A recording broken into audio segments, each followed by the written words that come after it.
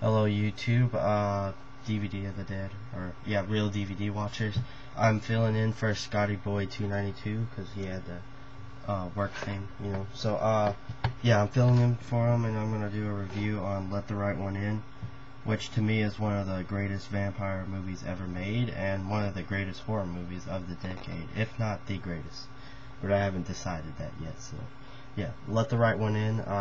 If you haven't watched it, it's really just about well, just to give you a quick summary about the whole story, it's like it's about this little 12-year-old, or yeah, I think 12 years, yeah, 12-year-old kid named Oscar. He's like really lonely, and well, I wouldn't say he's weird, but he's like, you know, really lonely and stuff. And then he gets bullied at school. You know, he's just like well, I wouldn't say a misfit. I don't really know what to call him. He's just, yeah, he's lonely and he gets bullied.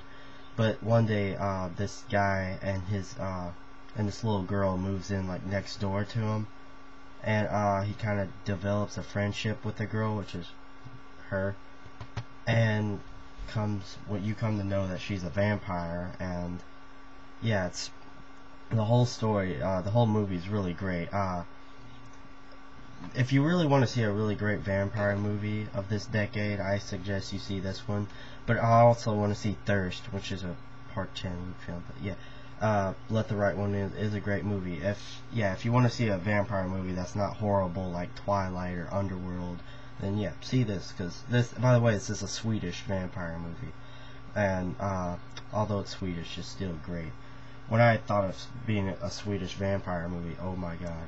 And another thing, this is really different from like a lot of American movies. There's not a whole lot of cuts and stuff. It kind of stays on one shot and, you know, makes it linger. But yeah, it's a great movie. And another thing I really loved about it was the music.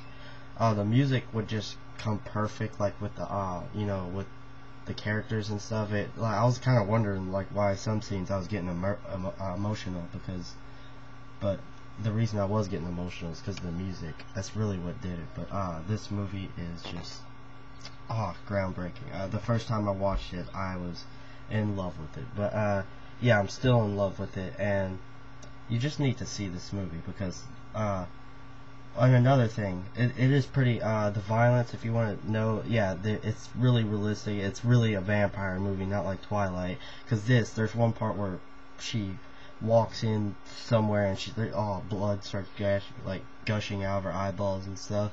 And yeah, unlike Twilight and Underworld, if they didn't know, a vampire can't just walk into someone's place without their permission, and vampires can't go out in sunlight. So yeah, which Twilight kind of took the whole perspective out of. But yeah, Let the Right One In is kind of woke up vampire movies, you know. It's keeping it going because this movie is just amazing. And like I said, if you haven't watched it, please see it. It's really great. So that was my review of Let the Right One In. I hope y'all enjoyed it, and I aim to do more like fill-ins on this channel. So yeah, thank you, and see you later, YouTube.